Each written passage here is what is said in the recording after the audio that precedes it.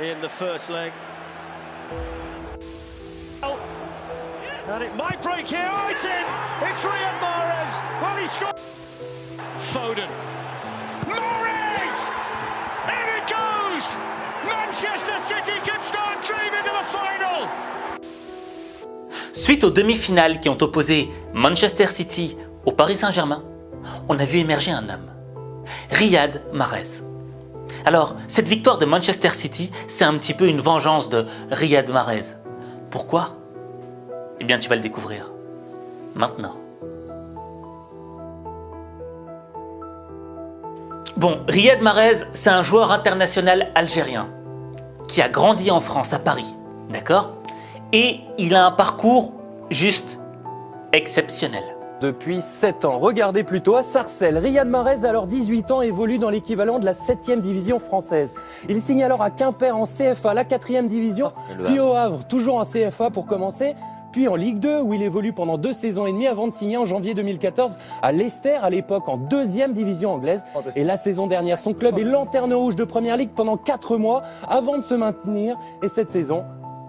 Et après de Leicester, il est passé à Manchester City. Ce qu'on voit à travers son parcours, c'est quoi ? C'est que Riyad a commencé au bas du bas du bas. Il a commencé à Quimper, en division d'honneur, ensuite en 2e division. Et je veux dire, il a franchi les échelons. Et qu'est-ce que ça nous dit cela ? Tu sais, il y a beaucoup de gens qui veulent être grands footballeurs. Et qui se disent que être un grand footballeur, c'est déjà à l'âge de 17 ans, 18 ans, évoluer dans un grand club. Mais c'est faux. Les joueurs qui évoluent directement dans des grands clubs, ce sont des pépites, tu vois, et ils sont rares, un petit peu comme Kylian Mbappé, tu vois. Il a commencé à Monaco et ensuite il a enchaîné au Paris Saint-Germain, direct. Mais à travers l'histoire, il y a tellement eu de jeunes potentiels qu'on a cru qu'ils allaient exploser la baraque, mais qui n'ont rien fait par après.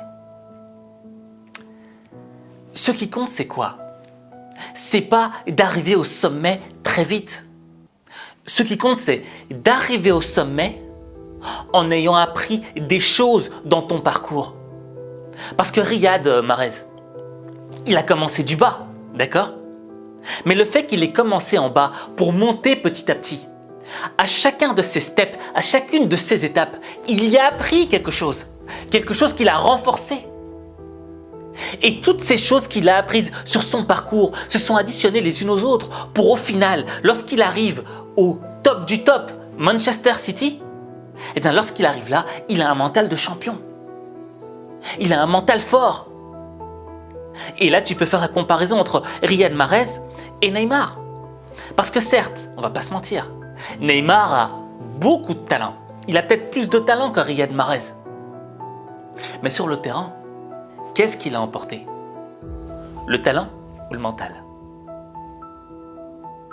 Tu vois, je pense toujours que le mental bat le talent. Et là, je veux prendre pour exemple, pour moi, un des joueurs de football qui m'a le plus marqué dans ma vie, Ronaldinho. Ronaldinho, à un certain moment de sa vie, c'était le meilleur joueur de tous les temps. Je veux dire, tu peux même pas jouer contre ça, tu vois. C'était le meilleur joueur de tous les temps. Il faisait des trucs incroyables qu'on n'avait jamais vus. Mais à un moment, il a perdu le mental.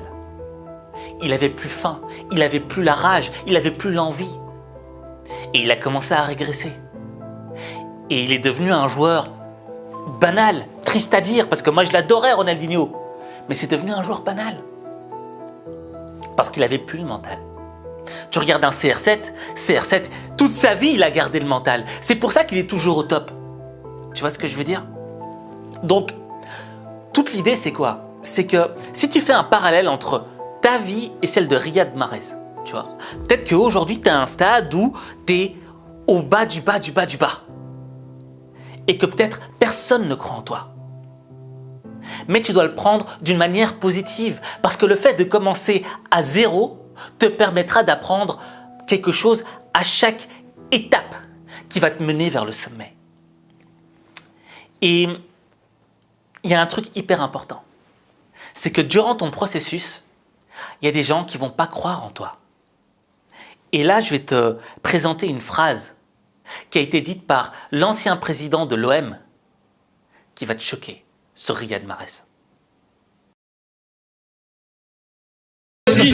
Donc on y va pas. Est-ce que vous voulez une petite, j'ai retrouvé cette phrase, une petite dédicace au sujet de Riyad Mahrez. Pensez-vous réellement que des joueurs de Leicester et de l'USM Alger peuvent aujourd'hui avoir leur place à l'OM dans le projet qui est le nôtre? Bref, de façon à gagner du temps, je me permets de vous préciser que nous essayons d'être professionnels et qualitatifs en termes de recrutement et en conséquence, la probabilité que nous prenions des joueurs de cette façon est égale à 0. J'espère que vous ne prendrez pas mal ce message, mais je ne supporte pas qu'on essaye de nous prendre pour des gogos. Vincent Labrune, le moment où on lui a proposé Riyad Mahrez. Non, mais après, il y a des mecs qui sont très un connaisseur. Merci Bruno. Et donc, tu vois, l'ancien dirigeant de l'Olympique de Marseille, Vincent Labrune, ne croyait absolument pas aux chances, au potentiel de Riyad Mahrez d'être un grand joueur. Mais, tu vois, ça, c'est des choses par lesquelles on va tous passer.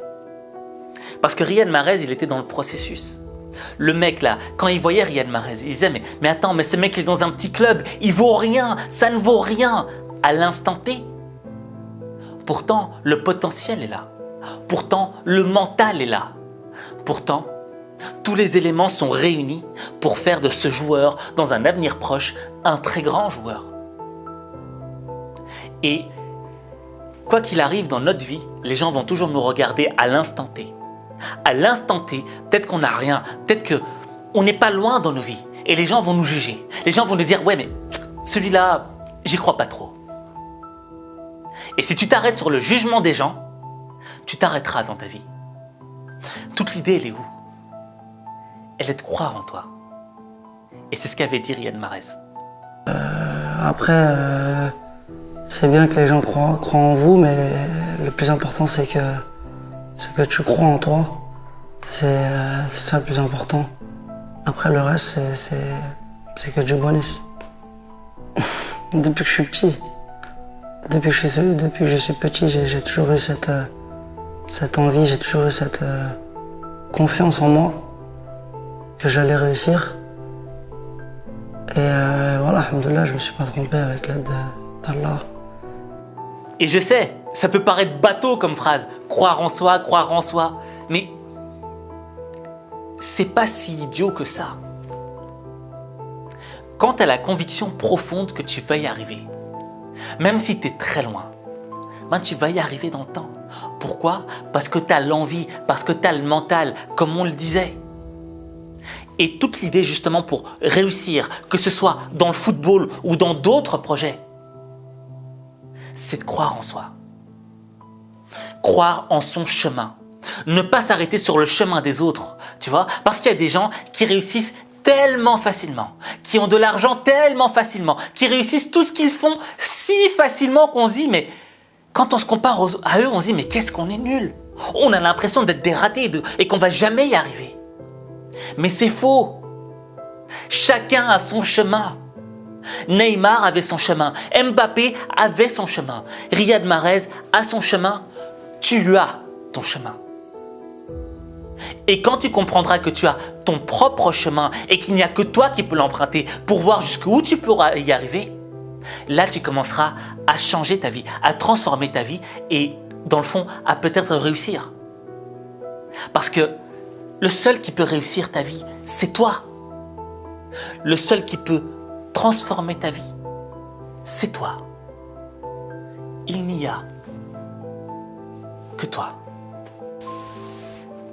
J'aimerais que tu me dises en commentaire qu'est-ce que tu penses de Riyad Mahrez, ou peut-être qu'est-ce que tu penses d'un autre grand joueur africain, un joueur africain qui t'a inspiré, qui t'a marqué, qui t'a donné envie de croire en tes rêves. Dis-le en commentaire. Et en fonction de ton commentaire, peut-être qu'on en fera une vidéo. Sur ce, on se retrouve pour un prochain épisode.